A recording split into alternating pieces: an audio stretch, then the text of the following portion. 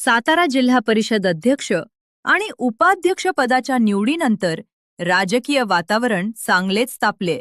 या संपूर्ण प्रक्रियेदरम्यान घडलेल्या घटनांवर शिवसेना संपर्क प्रमुख नेते अंकुश बाबा कदम यांनी तीव्र टीका करत सत्ताधाऱ्यांना थेट इशारा दिलाय.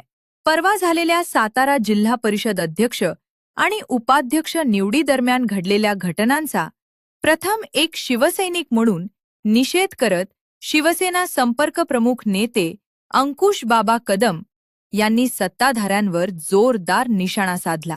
त्यांनी म्हटले की जनतेने राष्ट्रवादी आणि शिवसेनेला बहुमताचा कौल दिला असतानाही नियोजनबद्ध पद्धतीनं खोटे गुन्हे दाखल करून सदस्यांना अडकवण्यात आले. मतदानाच्या दिवशीच अटक करण्याचा प्रकार हा लोकशाहीचा अपमान असून लोकशाहीचा खून करण्याचा प्रयत्न असल्याचा गंभीर आरोप त्यांनी केला. यावेळी त्यांनी सांगितले की जनतेनं निवडून दिलेल्या सदस्यांचा अपमान झाला असून बहुमत असतानाही सत्ता मिळवण्यासाठी दबावतंत्राचा वापर करण्यात आल्याचा आरोप त्यांनी केला. तसेच लोकशाही वाचवण्यासाठी आपल्या नेत्यांनी दिलेली लढाई ही वाघासारखी होती आणि जनतेसाठी सत्याच्या बाजूनं उभे राहण्याचा निर्धार त्यांनी व्यक्त केला. पुढे बोलताना अंकुश बाबा कदम यांनी सत्ताधाऱ्यांना थेट इशारा देत सांगितले की येणाऱ्या काळात शिवसेना लोकशाहीच्या चौकटीत राहून योग्य ते उत्तर देईल. जनतेच्या भावना आणि मतांचा आदर न केल्यास जशास तसे उत्तर देण्यास शिवसेना तयार असल्याचे त्यांनी स्पष्ट केले. तसेच या निकालानंतर जिल्ह्यातील जनतेची प्रतिक्रिया जाणून घेण्यासाठी सर्वेक्षण करण्याचे आव्हानही त्यांनी सत्ताधाऱ्यांना दिले. या निकालामुळे जनतेमध्ये नाराजी निर्माण झाली असून भविष्यात याचे राजकीय परिणाम दिसून येतील असा दावा त्यांनी केला.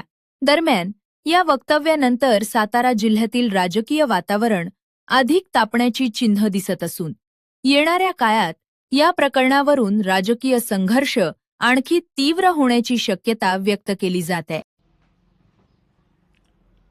काल परवा झालेल्या सातारा जिल्ह्याच्या जिल्हा परिषद अध्यक्ष आणि उपाध्यक्षाच्या निवडीमध्ये ज्या घटना घडल्या त्याचा सर्वप्रथम शिवसैनिक म्हणून निषेध करतो. त्या ठिकाणी जी घटना घडली ती इतकी दुर्दैवी आहे की जनतेने निवडून दिलेल्या सर्व सदस्यांचा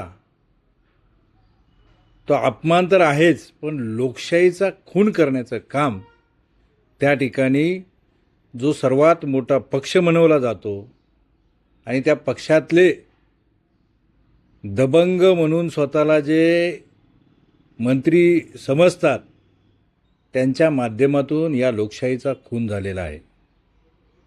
लोकांनी या सातारा जिल्ह्यातल्या राष्ट्रवादी असू द्या आणि शिवसेना असू द्या यांना बहुमताचा कौल दिला होता आणि तो बहुमताचा कौल असूनसुद्धा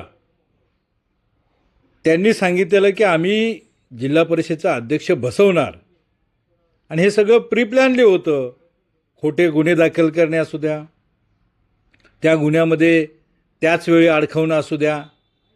मला असं वाटतंय की आत्ता जर का BJPच्या बऱ्याच पदाधिकारी मंत्र्यांचे जर का गुन्हे बाहेर काढले तर त्यांना कधीच अटक झाली असती, पण अशा वेळी मतदानाच्या वेळी अटक करणं हा लोकशाहीला खून करण्याचा प्रयत्न आहे आणि आम्हाला अभिमान आहे आमचे पालकमंत्री शंभूराज देसाई साहेबांचा, आमच्या नेत्यांचा.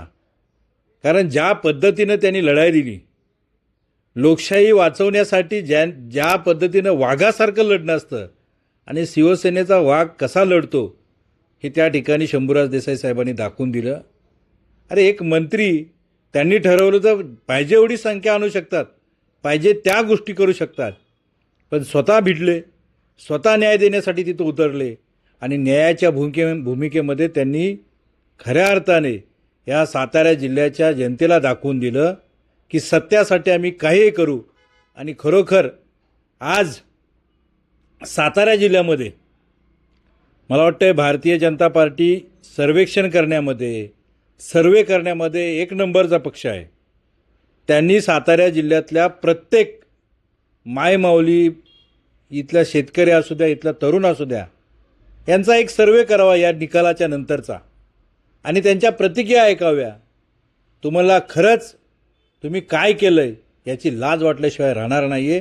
येणाऱ्या काळामध्ये एक शिवसैनिक म्हणून सांगतो, नक्कीच शिवसेना आदरणीय एकनाथ शिंदे साहेबांनी ज्या दिवशी आदेश देतील त्या दिवशी जशास तसं उत्तर द्यायला तयार असेल. परंतु आम्ही लोकशाहीचा खून करणार नाही.